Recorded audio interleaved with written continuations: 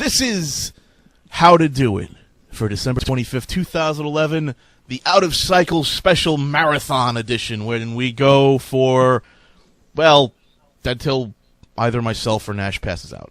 Or Mark. Well, once Mark passes out, I'm pretty sure he's just going to be done for the night. But me and Nash, I've got a bet going with Nash. I bet him I could go longer than him. You probably can. I'm going to be a complete wuss on this one. You. Oh, man. Merry Christmas, guys. Merry Christmas. Merry Christmas. Christmas and such. Merry Christmas. Very Merry Christmases to all of you. Oh, so how's your new monitor installation going? It's lovely. It's the best. I love my girlfriend. Best gift ever. Okay, well, we start off with a question from Hellcarax. And he, she, it, they, them, whatever says, Dear Lord Cat and Company, I have a wireless adapter to receive the internet from the router in the room a floor below mine. When the adapter is first plugged in, it works fine. Then a random length of time later, usually a couple of minutes to an hour, I get connected with limited access, which is functionally the same as no connection. Yeah. When this happens, I can either manually reconnect to the network with a very poor signal, or I can manually disconnect and unplug and plug back in the adapter. I'm going through this cycle at least a dozen times a day now, and it's very annoying. Is there anything I could do to get a better connection without having to run a wire through the walls? I think the problem here is not that wireless adapter. Well, I think the problem is either it's either a poor signal to begin with, and it's just misinterpreting the info, or it's just wireless interference. I've seen routers do this, though. Yeah, I've seen routers. I've seen routers who will kick off your connection and screw up and reset itself and mess up. I've seen that happen. I think the best solution here, if you don't want to run wires and wireless isn't doing it for you, then running Ethernet over power will probably be your best solution in this case. When I say best solution, I mean better than having to reconnect the adapter every hour solution. Not you're going to get the best throughput and it's going to be the most clean signal in the world solution. Yeah, and it also depends on the age of your house and the wiring and how the circuit is set up and if the two outlets are on the same circuit because they have to be. Yeah. That's a pain in the ass. A new router. Router might do it. Buying a new adapter might do it. It might be a faulty adapter. It could be, because some cheaper adapters will also do that. They will goof up. Another thing, a simple thing you could try is making sure you have the newest driver, and don't just go with whatever the driver that Windows 7 tells you to go with. Yeah. Actually go to the manufacturer's website and see if there's a newer driver for that unit. Mm-hmm. Maybe get another stick. Check if it's still the same problem with that one. Yeah. You can exclude the router or the stick. Yeah, but in all honesty, what you're doing, what your adapter is a signal repeater, and in fact, it may not be the repeater itself. It might even just be the wireless router. You might be in a zone where the router can be putting out a strong signal, and then for whatever reason, the repeater's right on the edge of that signal, and if anything happens, if like a bee flies in front of it, the signal drops. So it's iffy. It could be environmental factors. RF is really, really a black art, and dealing with it is tricky, and it takes a lot of troubleshooting steps. If we had cameras, consumer-grade cameras that could look into the 2.4 gigahertz spectrum and actually see what was going on, it would help out a lot. We don't have that. Yeah, right now you just kind of have to guess and wave it around the room and see where the best thing is. And the current state of wireless is kind of a mess. They boast that every single wireless unit boasts speeds up to being the operative phrase there, because actually getting a connection as solid enough to get to the full throughput that the wireless is supposed to deliver is voodoo. Yeah, just magic voodoo. By the way, we've got a new weapon that we're going to be using today, Nash. This is the bullshit button. So when we suspect we've found a troll question, we can just hit the bullshit button. It's a bullshit. I like the bullshit button. Everybody put on your helmets. Bullshit is being plugged. I like this. I like that. So if we ever come across a troll question, we're just like, yeah, but in all honesty, you've got two options. You've got a few options, but your two real options are check out the router and then check into Powerline networking. It's probably your best bet. Unless, of course, you're hijacking someone else's wireless network, in which case, that I can't help you with. Alrighty, let's move on to Chris 53's question. Oh, it's an essay. It's an essay. Now, just say we don't mind when you give us lots of details. It is helpful, but oh my God. All right, so hey there, Lord. All right, well, hang on. Let me take a quick sip here before let me wet my whistle here. Right. Yeah.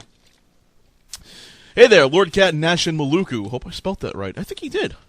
Yeah. I've been watching since I think the first or second show and would like to continue to do so at speeds faster than 25 kilobytes a second that I seem limited to with this new cable. To that end, I hope you can help. Recently, I purchased the new RJ11 6P2C 20-meter cable. However, as soon as I connected to my download speeds dropped from around 200 kilobits a second to around 25 kilobytes kilobytes a second to 25 kilobytes a second, and held very, very steady at that speed. I immediately switched back to the previous cable, 6P4C10M, but for some reason, my download speed remained very slow, around the same, but now with more fluctuation.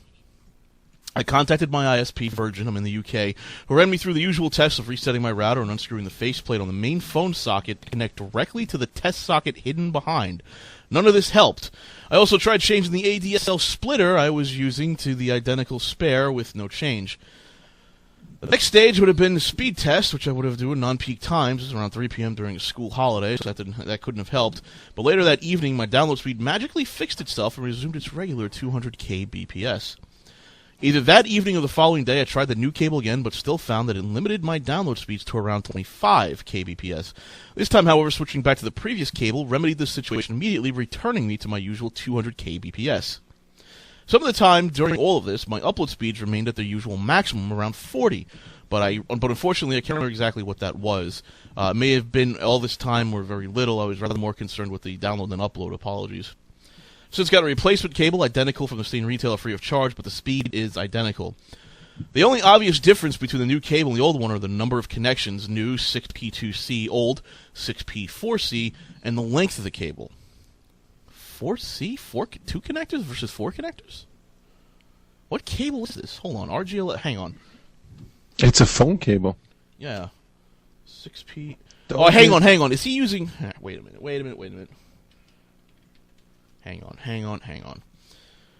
The module plug, the 4C module... I think what's wrong here, and this is kind of what's sort of striking out to me, is that Okay. So I think what's happening here is that there are 4 in traditional telephone lines. There are 4 wire connectors. Now in the United States, only 2 of them, 2 twisted pair. They're called twisted pairs. Only 2 of them are ever really used, and the other 2 are supposed to be for emergency backups. With newer ADSL standards, ADSL Plus, ADSL 2, and ADSL 2 Plus, the phone company will actually activate the emergency pair, the backup pair. In order to use it as... Screw it. Well, because you can't really get much more data out of the twisted pair without causing massive interference. Yeah. Now, I know that's true, at least in the United States. What I think might be happening here is that you are connecting this phone, the RJ11 phone wire, to the router, and it's only able to actually utilize the 2 pins with the 2C. And I think what's happening here is that it can't really reach a handshake above that slow minimum with that, but it can still reach a handshake, so you're still getting service. It's like, that minimum threshold thing. I think that's what's happening here. I think you're literally cutting out half of the potential bandwidth from your copper. Yeah. I think. Because that sounds really strange. But I'm pretty confident in that answer. The length might have something to do with it as well. You went from 10 meters to 20 meters. When it comes to copper, very finicky, very, very finicky, especially if you're using unshielded twisted pair. The longer the unshielded twisted pair is, the more likely there is to be interference. So there are a lot of going on here. It's not even twisted. Oh, excuse me. It's not shielded at all. It's not even twisted. It's a flat. You've got the untwisted flat cable. Oh, that's probably DSL why. did this. I didn't even know DSL worked on untwisted flat cable. That's a new one to me. Yeah, I don't use untwisted flat cable. Get shielded twisted pairs. The reason you use twisted pair is because it reduces a lot of interference. The reason you get shielding is because it reduces a lot more interference. If it's an untwisted flat pair like that, and you've cut out, by the way, the two other, you've cut out two more of the, where's my hand at? That's my right hand. There we go. I was trying to figure out where my right hand was. I was like, where the fuck is my right hand? You sure you're okay to do the show today, man? Where's my right hand? Help me! We're only 15 minutes into this shit. No, that sounds like a very bad thing to be doing. No, seriously, it sounds like a very bad thing to be doing. You've cut out half of the copper, and then it's untwisted, unshielded. Well, that's not good. That's probably why you saw so many problems. And the reason you saw the speed go down so dramatically is because of the DSL handshake. I guarantee you the DSLAM was handshaking with your modem, and it couldn't do anything else, so it basically just knocked your speed down. Yeah, because pretty much it's essentially, putting it very basically, you cut out half the cable. When you switch to the new one, half of the cable that the modem was used to seeing and using. At least that's what I think what's happening, because I don't know how exactly it works in the UK in terms of the phone system with version. I know with ADSL 2 Plus they will use the additional copper, or they can, or they may in some situations. And I'm not a phone engineer, so I don't know the entire specifics of it. So that might not be it, but I'm willing to bet it kind of is. Yeah, it's involved. And this confuses me a lot, because my DSL gets connected via normal twisted pair Ethernet, which is really weird. You can call it an RJ11 cable. If it's flat and untwisted, it's not an RJ11 cable. Yeah, RJ11. it is. Say that again, Mark. RJ11 is just the plug. I'm sorry. Yeah, just the plug. I mean, the standard cable is you're using a non-standard cable. That's what I meant to say. He's using a phone cable, not a twisted pair one. I know phone cable here can be twisted pair. So if you're using flat phone cable, I mean, it's flat. I mean, if that's the more common phone cable, that's the more common phone cable. But I'd rather get twisted shielded phone cable. Yeah. I know it exists. I have it, so I don't know what to tell you. I mean, unless I'm living in some warped world where I buy the most obscure phone cable you can find. I mean, oh well, whatever. Anyway, I think that's what your problem is. I think the problem is who buys phone cable anymore anyway. Last time I bought phone cable was for their DSL connection, which never got activated because Verizon's a bunch of pricks. I've noticed. Oh wait, hang on. Here, my router's status page while using the good cable, it says downstream connection speed 2048, which is just be over 2 megabits, but speed test only shows around 1 megabit. What could be the cause of the discrepancy? Yeah, don't worry about that. Yeah, don't worry about that. That's normal. Yeah, that's perfectly normal. That's especially when it comes to DSL. All the loss and the noise canceling and the blah. Again, it's one of those speeds up to. Yeah, speeds up to. You may have had a handshake at 2 megabits a second, but Virgin's network may not be able to provide 2 megabits a second. So. Or speed test may not provide. Yeah, I mean, there's so many variables in there. So, you know what? You got the handshake, and that's pretty much all Virgin guarantees is that you will get a handshake at some speed. There you go. Let's move on to the next question, because we spent way too much time talking about pins. Pins! Pins! Hello, Lord Cat and friends. It's me again, Herbrus. I had that problem with the desktop freezing, but I moved to the UK, so I had to leave the desktop at home in Latvia. All right. Thanks for answering my question, though. Great. Now I have another annoying problem with my newly bought laptop. Two problems, that is. First problem is, when I render with Sony Vegas in Sony AVC MP4 format, it only uses up 20% or less of my processor, and the rendering is taking way longer than on my desktop. No, my laptop is better than my desktop. Excuse me, sorry. I've tested rendering also with WMV and main concept MP4. Rendering to WMV used up 70% of my CPU, and the rendering was going a lot faster, and main concept was using 50% of my CPU.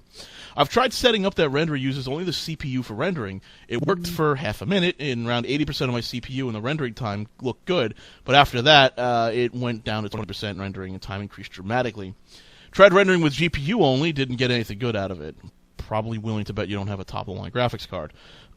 Also, I set that program uses my NVIDIA card and not the Intel HD card. Didn't help. I would appreciate any help at this moment, since as a content creator, it's very important for me to have good rendering times. Huh. Well, I'm pretty sure I know what's going on here.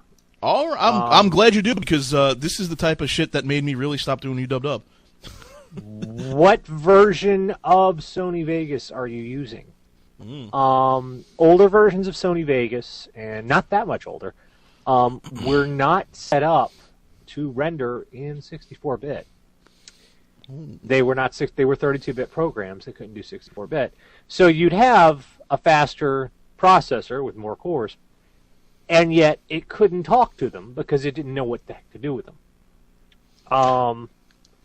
Another thing is, what if you're going from like a dual-core desktop to a quad-core laptop? Again, you've got it's a totally different processor, it's a totally different setup. So, you're using are you using Vegas 11?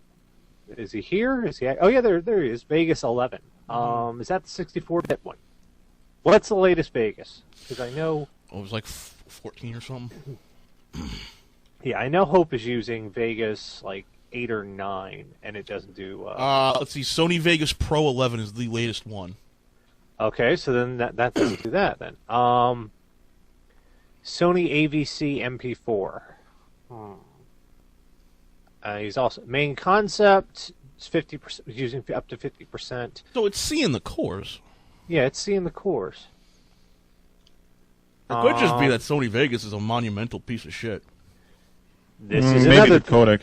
Yeah. Yeah. Maybe it uses too much I/O, and therefore his laptop has problems with that. That's what I'm Those thinking. laptop hard disks are not so quick. See, that was my biggest problem with rendering, is that it was so flaky, and editing too. I mean, every editing program out there, from the crap open source end to the high end professional end, was ridiculous.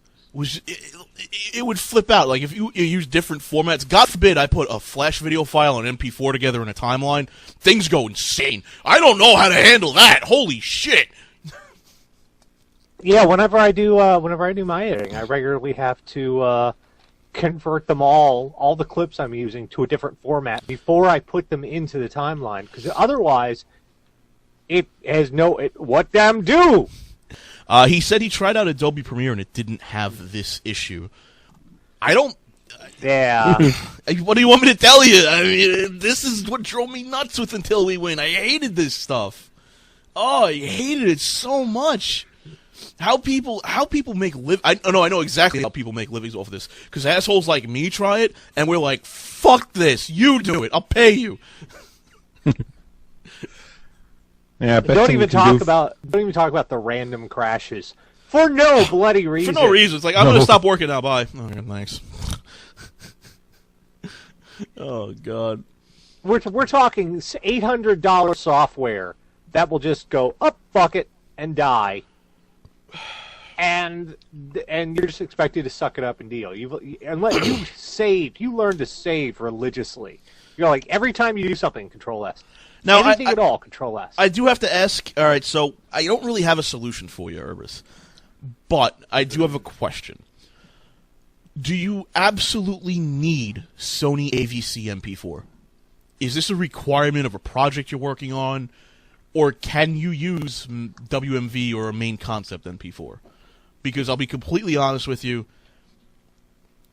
I don't think you need it. But if you do, you're kind of up shit creek. If you don't, use the other formats, man. It doesn't matter. It truly, honestly doesn't matter. As long as you get a good quality image out of it, you're fine. Yeah, main concept MP4 may also work. It's just a preference. This is. Yeah, I know it's just a preference, Urbis, but I would say go with the main concept MP4. It's a pretty good. That's a good codec. Oh, Windows Media Video, WMV. Well, there's WMV, but Yeah, WMV. yeah. I'd go with main concept MP4 myself.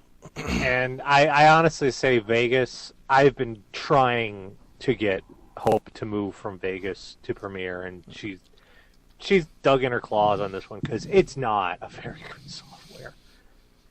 Yeah, Vegas Vegas was the Yes. reason I got my raid. That's another Because- question. Oh god. The second problem is when I use my microphone. This is an easy one. Whenever my laptop's connected to power, it has this electrical buzz when recording or using it for other things. But when I'm using only laptop battery, there's no noise at all. Really annoying problem. I hope you can help. I have two Ground solutions. loop. Yeah, I have two solutions for this one. It's ground loop buzz. You have two very basic solutions. One, don't plug it in. Two, get a power scrubber. There you go. Yeah, can we? I'm all right. What is a ground loop? Is when I know this. Why can't now I'm It's electrical interference coming from power, Right. from mains power. Basically, what's happening is you're getting dirty.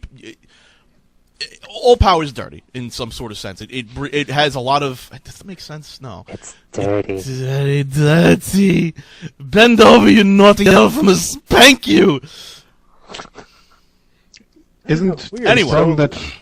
Anyway, listen. It's. I don't know if it's in the UK, but in the US, it's 60 hertz. It's not a perfect 60 hertz. There's a lot of warble there. And that warble sort of creates interference. Microphones pick up on the warble as a ground loop buzz. Essentially, what you need to do is you need to clean your power. Don't put it through a shower. You do that, you're fucking stupid. But what you need to do is you get what's called a power scrubber, and it essentially it just eliminates all the RF crap. And There's a cheaper solution. There's a ground loop breaker. It actually plugs into the audio line. Radio Shack sells them. Tons of places. Let me find out exactly what it's called because I use several of them because I've got high-end audio equipment plugged into a desktop, and I was getting the 60 hertz buzz. Let me look up the exact name of it on Radio Shack. and in Europe it's 50 hertz. So I can just imagine how still annoying 50 audible. hertz. Yeah. Yeah, it's called a ground loop isolator. Radio Shack has them. Now, why would a USB microphone work? Because he says he's using a USB microphone to fix the problem. Why would that work rather than your internal laptop microphone? It's not connected to all the electricity. Yes. I mean, it is connected to electricity. I mean, it's got the USB there, but USB generally provides a cleaner source of power. That's why the microphone's not picking up on it. Yeah. What's happening is the microphone is not technically going through the motherboard. It's going through a connector, then goes to the motherboard, and then goes to the audio. It's not the same sort of setup. Well, plus the USB chipset is providing that 5 volts of power, so it's Right. providing that cleaner power. There's a sort of natural scrubbing going on there. Right. Yeah, it's But, providing DC.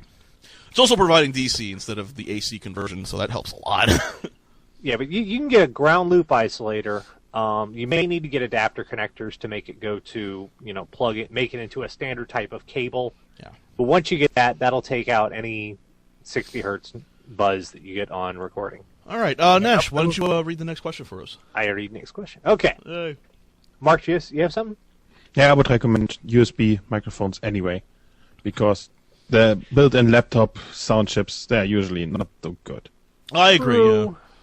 But all right, just to say, I would not recommend a USB all-in-one microphone if you're just farting around. Yeah, get a Blue Snowball, get something like that. But If you're doing this, get a breakout box. It's a device that's it'll plug into USB, but it will also provide phantom power and 2 XLR inputs, and they're the type that allow you to use microphones like this, or higher end microphones that you get better sound quality out Like of. the Heil PR40 Hello Radio. Yeah. And you can do just breakout boxes offer you a whole lot, much more options for audio recording than just because a USB microphone that's a sound card and a microphone built into one unit, you can't switch anything out. Now, the one thing I would not recommend if we're going to talk about breakout boxes and high end audio, if you are going to do something like the PR40 and you're going to spend the $600 on it, go ahead and skip the breakout box and get yourself a mixer and a soundboard. Yeah. And do not get a USB soundboard mixer. Because the USB mixers are shit. They've never worked good for me. Best thing is SPDIF optical in. If you have that, get an optical box. Yeah. Yeah. There's no current loop. Alrighty, let's move on to the next question. Okay. More sound problems. Yay. Hey guys, I've been having a strange problem with sound on my computer. My computer is hooked up to a 60-inch Sony rear projection television via an HDMI switch box as my monitor. Wow. Recently, whenever I switch between the television and computer, the sound of the computer mutes and defaults everything to my headset instead of going through the HDMI setup that I have to set as my normal default. Using ATI Radeon 5870 in both my sound video solution. Setup worked fine for over a year. It's only started recently to have this issue. Thought it might be the reverse of my card, but the problem started more than a weekend. This time I updated drivers. Thank you in advance. You guys rock. What the heck? Yeah. That might be Skype. I had Skype do this. That's actually Skype is a nasty little program in that if you change any sound or audio source, Yeah, it has a bitch fit. yeah, and it will immediately go, well, you're not using this one. We're going to use this one. It could And it also will be pop. it could also be HDCP interfering and failing. Yeah. That's entirely possible. I've seen that happen too. It's kind of one of the reasons why I don't use HDMI on this stream on the main No. computer. I use DVI and not HDMI is because HDCP is enabled by default on the HDMI plug, but it's not enabled on the DVI plug, and yet through some miracle of fucked up drivers from ATI, I can still view HDCP content on the DVI. Actually, it's not ATI's fault. I have custom drivers that do that. Yay. Whoops. Don't tell them I did that. That's not illegal. Fuck them. Yeah, HDCP is a fucker. It could be that. Could be Skype. But I don't... See, he has to go in and manually set it every time he hooks it up, which makes me think it's more than likely Skype or some other software having a bitch fit, rather than HDCP, but it could be. Oh god, excuse me. Yeah, that's also Windows audio system thing. That kind of screws you over there. Yeah, Sometimes when I connect my USB microphone, it switches input to that. Sometimes it doesn't. Whatever it wants. Let's not talk Windows audio devices, because every time I have to set up I've got to use audio repeaters, and for whatever reason, Windows loves to just magically rearrange the identities of all of my input devices, and I have to restart everything. Thanks, Windows. Yeah, it's I have to broadcast in Windows XP because Windows 7, it's a nightmare. It really is a nightmare to broadcast. It is an audio nightmare. Now, what does this mean for a solution for you? Your host. Unless you can write a script or something, Well, which might be a really, really hardcore script. what you could do, Set it every time. and this is going to really suck, is disable all of the other audio devices except the HDMI audio device. Or yeah, But that means you're never going to use your headphones anymore.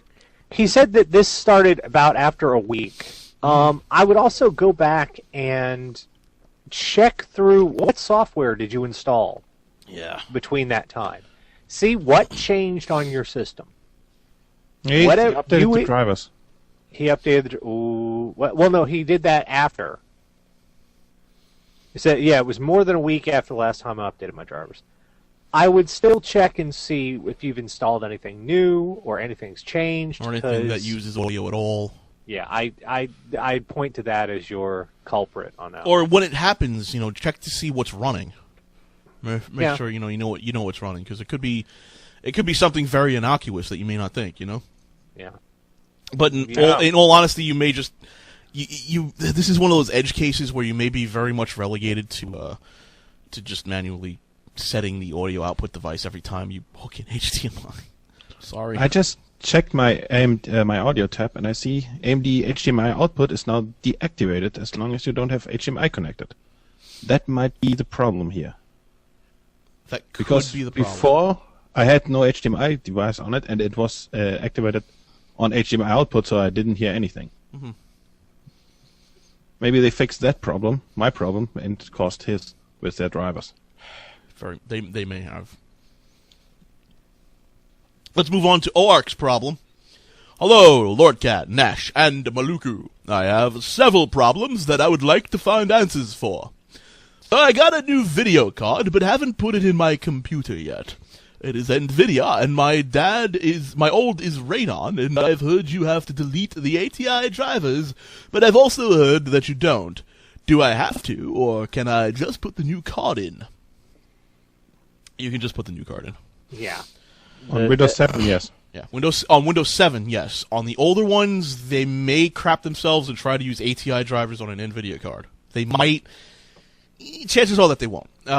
You really don't need to delete those drivers, because honestly, what's going to happen is they will identify that you've got a card in there, and they will check the version on the card, the manufacturer and the version number, versus the drivers, which should match up with the manufacturer and provide a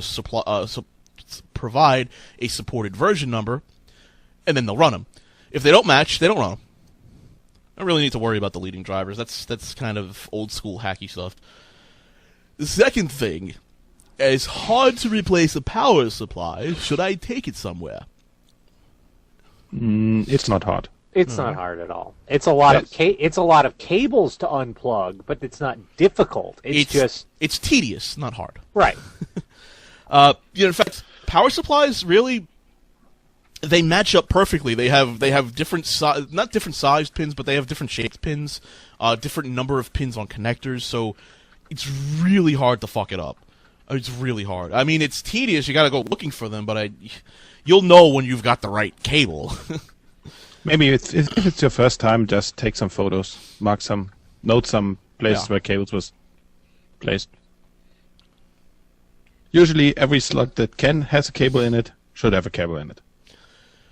Here's another question. My stereo is having problems with the left speaker.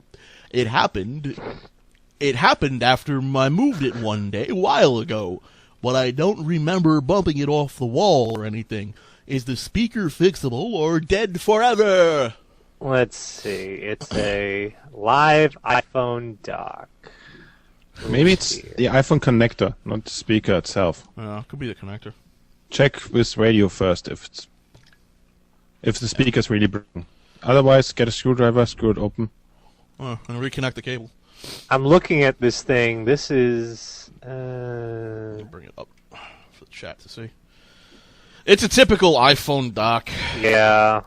The cheap stuff, Yeah, if it breaks, you throw it away. Those are awful. Well, cheap. I mean, when we say cheap, we mean Construction-wise. Yeah. They don't sell it for cheap, but No. they put it together cheaply. how much is it, by the way? I can't I don't think they make it anymore. check prices and availability at Sears. Oh, there we go. Oh, I see. All right, All right, see. let's have a look. How much did this cost? We've directed you to our computer conduit thing because it doesn't exist anymore. All right. Yeah, they don't no make it no more. Yeah, I'm willing to bet that this was in the $50 to $100 range, and unfortunately, because it has the iPhone or i thing and supports anything, it's more than likely overpriced for what it is. Because Apple charges part of what overprices it is. Apple charges what is it, patent fee? To License use No, their- licensing fee. To Licensing use fee. to use their trademark. Yeah, to use that special iPhone connector, you have to pay, in any construction, you have to pay Apple a licensing fee. Yeah, and that's why they don't use USB. Yeah. It's an ugly connector, too. I'm surprised they use it, because it really is very butt ugly. It's stable. What I've done to this connector, I'm surprised it still works. I mean, I wouldn't be surprised if it was a connector issue and maybe like one of the pins were bent. Is the speaker done forever? You could open the speaker up and check it out, see if the wires are all connected, see if nothing's come apart. Honestly, well, does it? Here's another thing. Looking at this device, is the iPhone the iPod the only input? No, it's radio. He can check with radio. yeah, check the radio. the radio and the CD too. See if those don't work, then you might just have to go through and find the problem in the speaker, and you may have to do some soldering to repair that wire. Unless the speaker is punctured, then Yeah, just the speaker screwed. punctured. Bye bye. Thanks for playing. Oh dear. Hey Nash. Hmm. Guess what I found on YouTube? What did you find on YouTube? I found another video by Gail. No. This is how to do it. We can't show this. No. This is how to do it. In all honesty, check the radio, see if it's still the speaker. If it's still the speaker, it's the speaker. If speaker's not working, it's the speaker. Check the connectors in the speaker, the wire. It's very simple. If it's broken, you can probably resolder it. If it's not broken, I'll tell you. Get a new one. Sorry. Merry Christmas? Yeah. And what's his any more questions? Yeah. Every time I'm Yeah. sorry. Yep. Every time I try to play Urban Terror and try to refresh the list of servers, my computer gets disconnected from the internet. How can I fix this? This is actually kind of a common problem with Urban Terror, but there's really no fix for it. What it's doing is that it's essentially, it's sadly, they never really patched this, which is a problem. What it's doing A little bit, yeah. Yeah, well, so what happens is it gets a list of master servers. It gets a list of servers from the master server, and then consecutively, at the same time, it will ping every single one of those servers and try to connect to them and get their information. And that's usually about 800 or 900 servers at a time. Ooh, that's not good. Which a lot of consumer routers will just literally shit themselves in fear over what you have tried to accomplish. It's not a good thing. Because consumer routers, they don't have a lot of RAM, they don't have a lot of capacity. You basically just You try DDoSed to- yourself. Yes, you DDoSed yourself. They're easily scared. But Urban Terror is a good game. What I would recommend is playing on the servers we play on. And we'll just there's IP addresses out there you can find on the forums. It's probably the best way to do it.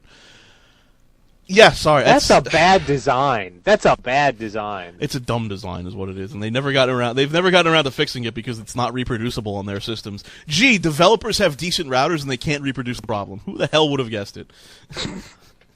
The last one is, I don't know if this last. What, you don't want me to do fixed. my funny voice? Well, look, okay, do your funny voice. Do your funny voice. I don't want to do my funny voice now. You read it. All right.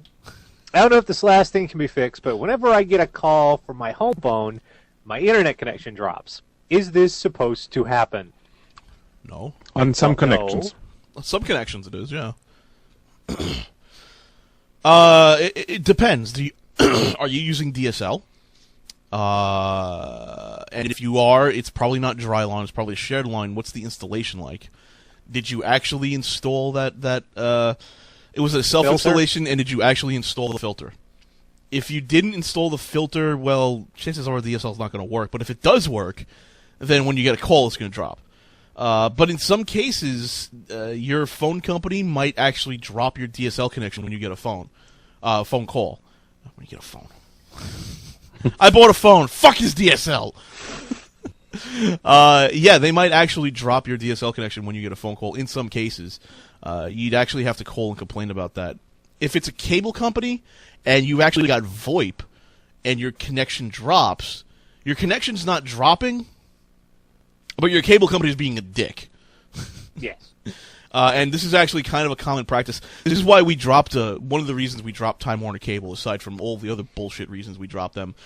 We got their VoIP package, and they disable all internet connectivity when an incoming phone call is received or an outgoing phone call is made on their cable modems. What is this, 1995? Well, the reason they do it, they say, is to ensure crystal clear quality of your phone call. Quality of service. Okay. Skype, no matter how much it sucks, even voice over IP, even with, you can be having like a friggin' huge ass download going on, browsing a web, watching video, you can still talk on Skype. Right now, Google Voice, you're streaming to a different computer, you got all this stuff going on, you're using Google Voice, it's working just fine. Oh, yeah, working fine. I'm streaming. In fact, right now we're streaming at... oh, it's flashing by really fast. We're streaming at a little over 170 kilobytes a second. Well, now it's jumped up to like 300 because Nash moved, you fucker. No, but in all seriousness, it works just fine. And one of the problems we had, especially when using Time Warner Cable, was that we had to mask our Skype sessions when I was back on Time Warner Cable, because they would literally drop your internet connection every time you Skype. And one of the little tactics they used when you talk to tech support was that, Skype is dangerous for your internet connection. I don't disagree, but... Well, I don't disagree either, but I mean, Jesus Christ. Don't use cable company. Bad ethics. Bad ethics. All right? Well, Lying fucks. Yeah. to solve this, go call up your cable company and yell at them. Or, if you're not getting your internet connection through your cable company, don't yell at them. Because they'll be like, what do you want me to do? Then call up your DSL provider. Call up your DSL provider. Basically, whenever you receive a call and your connection drops, call your ISP and see if that's actually the intended behavior, because I guarantee you it's not. This is not 1993, all right? Yeah. Alrighty, you want to take the next one from Mediate? Okie dokie. We'll do them one at a time. We have 3 questions. The hard drive inside my MP3 player has been making scratching sounds for the past 2 years. I know the drive is dying. I have a replacement ready. That's not the problem. I now have 2 dead 2.5-inch drives, one that won't spin up and one that spins up. Any recommendations on screwing around with them? I don't know, dropping them from a high-rise, those kind of things. Stuff that will destroy both yet in the most spectacular way possible. The most spectacular way possible. Well, the one that spins up, you have some options here. If it will spin up, you can attach a power lead to it. Make sure it's an old power supply that you don't care if you burning it out. You can play around with that one. Say, what can you do with the power to make that thing go kablooey? Maybe not go kablooey, but I have a suggestion. Huh. Take the top of the hard drive thing off, or the hard drive cover off. Yeah. Then get a diamond bit Dremel and remove part of the bottom of it. Attach the power lead, spin up the hard drive so that half of the hard drive is actually exposed, the platter is actually exposed. So when it's spinning up, you can run around town and start murdering people with the hard drive. No, you need a long extension cord for that. Really long extension cord. What you could also do, especially if you have a modern hard drive that's a non-glass hard drive, is actually expose the platters and bounce laser light shows off of it. Ooh. They would actually have a pretty neat effect. You could probably Nice. attach that. Well, it would probably burn out after about 2 minutes, but it'd still be, pretty cool effect. I would always, you always got to go with the microwave as a way for a spectacular. Yeah. Well, I wouldn't do that with the power supply attached to that, because that would be No. Oh, yes, he has 2. He has one that doesn't spin up. Yeah, the one that doesn't spin up. I was actually going to recommend for the one that doesn't spin up, if you want to make a bomb. Good night, everybody. No, that's This stream has been claimed by the ice. You're off the air. You're we're gone. Oh god, flag for terrorism. Yeah, Lieberman's terrorist button. Oh God! Oh God, stop them! They're insane. I No, want I to hear would- this. You could turn it. you want- You could turn it into a speaker. I've seen those. You can look for hard drive speakers. Neat. They're pretty cool. They don't sound very good, but they're pretty cool. I always go. I love the microwave videos on YouTube. I love watching people. Did you know you can make plasma in the microwave? Yeah, Isn't that awesome? that's awesome. With a grape. I love that. So, Hey, you know what else is awesome on YouTube, Nash? I saw a fungal infection of the nose, and when they pulled it out, it looked like a living corpse. yeah, that's not. That's way off topic. Oh. But as I was saying, if you have a microwave you don't care about, or you can find one, you can probably find a microwave at a secondhand store. It's like $5 or something. Microwave you don't care about, and that hard drive, you can have a whole lot of fun with that. Have a nice little light show. Yes. Just don't do it indoors, and don't do it. Stay far the fuck away when it goes off. And Is what stay they- close to the plug so you can Yes. unplug it. And Unplug. get a big extension cord, unplug it at the end. Yes. Not where the microwave is. Any other ways to destroy them? If you want to test to see if you've got glass platter, which is kind of rare, but they do use them in cases of short supply, open both of them up and smack them with a hammer, and see which one surprises you.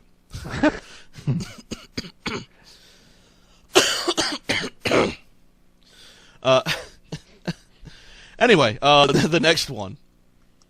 There's some weird popping happening every now and then out of the speakers of my Dell Inspiron 1545. Also been happening for the past 2 years after installing Sabian that long ago. It's been happening on Windows XP and all flavors and versions of Linux I've installed, from Ubuntu to Arch and Slackware and Mint.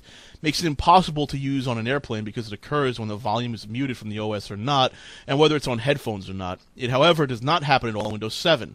Any ideas?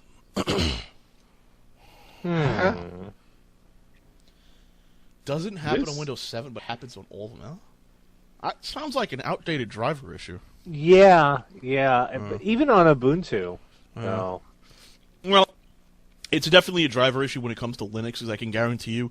You're probably doesn't matter what version of Linux you're using, probably using the same exact driver to get those to get that working on each of those flavors of Linux. It sounds like to me Dell doesn't have great support for Linux, and they don't have great support for legacy software like Windows XP. So they probably have their updated drivers for Windows 7. They're probably doing something non-standard there, and that's why you're getting the popping and cracking, because there's probably some unclean data being sent there. Yeah. Yeah, even when especially when you're using like the headphone jack, because the headphone jack's not a physical detection. I mean, there is a physical detection; you can detect the electrical resistance, but there's not like a physical switch that you hit when you put the headphones in and then it turns off the speakers. On some days. Well, on some laptops, yeah, but I mean, on most Well, laptops, it's just connected to some pins on the chip. Yeah, it's mostly a software thing. I'm willing to, because I had the same problem in reverse. My Audigy 2 ZS sound card works brilliantly in Windows XP. You go to Windows 7, problems. I had to get a hacked custom driver that someone came up with to make it work right on Windows 7. Mm-hmm. So it's the sound cards themselves. They'll do fine, but it all depends on that software that allows it to talk to the operating system. Mediate says it happens only when Sabian's been installed. What is Sabian? Mm-hmm. Which is What is- interesting. What am Sabian? That's a good question. Sabian and you. What am Sabian? Are you talking about? You're talking about Sabian Linux distro. Oh. It only started when it did that.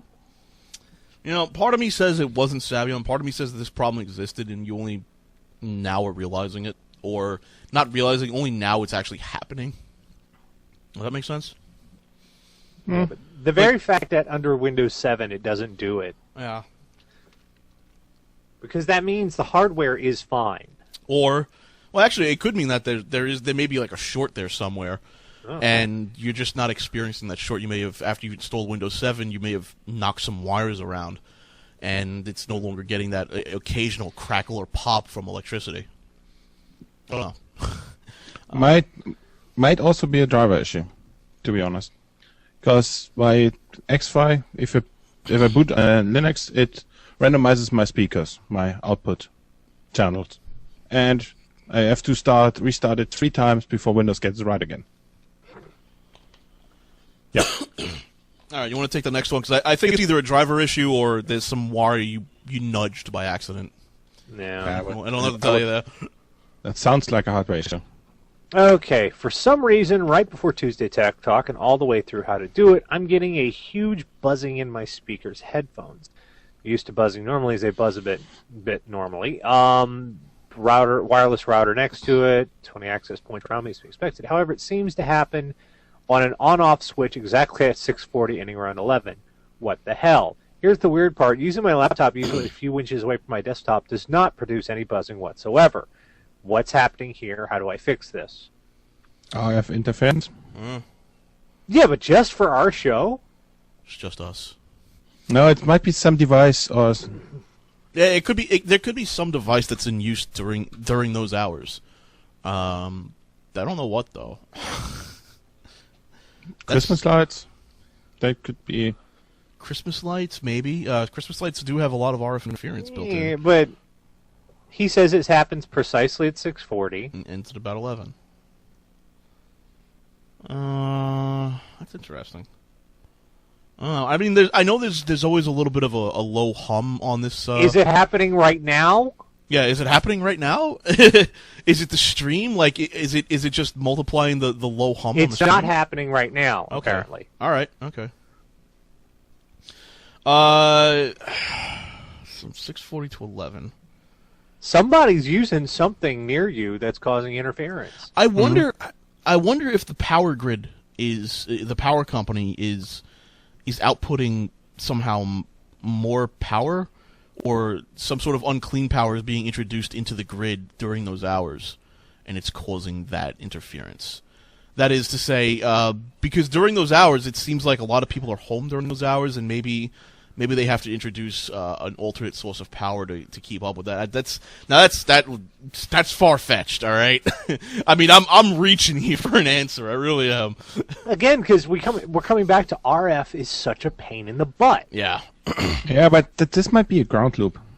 It's buzzing your speakers and headphones. See, Maybe because I some thought it was device going to be. See, completes a ground loop then. because I was going to say like a microwave, but who the hell microwaves something from 6:40 to 11 at night? You know. Got to get rid of the corpses somehow, man. I guess. It Messed would up. be. I guess it would be. It's got to be something being turned on or something happening that's causing that buzzing. I would recommend get used to using your laptop between those hours, because that's weird. Yeah. That is weird. I have never seen a ground loop. Mark's saying a ground loop, but I've never seen a ground loop that stays on a set schedule. Scheduled ground loop. Well, it could. Yeah, Be. if some device that, I don't know. Well, that's not true. I mean, it could be. It could be a testing of a new radio tower. That could definitely cause that. Yeah. But Jesus Christ, from 6:40 to 11. I don't know. I don't know. Huge buzzing? I mean, 4 hours and 20 minutes. 3. Excuse me. 3. Yeah, 4. 7, 8, 8 to 9, 9 to 10, 10 to 11. Yeah, 4 hours and 20.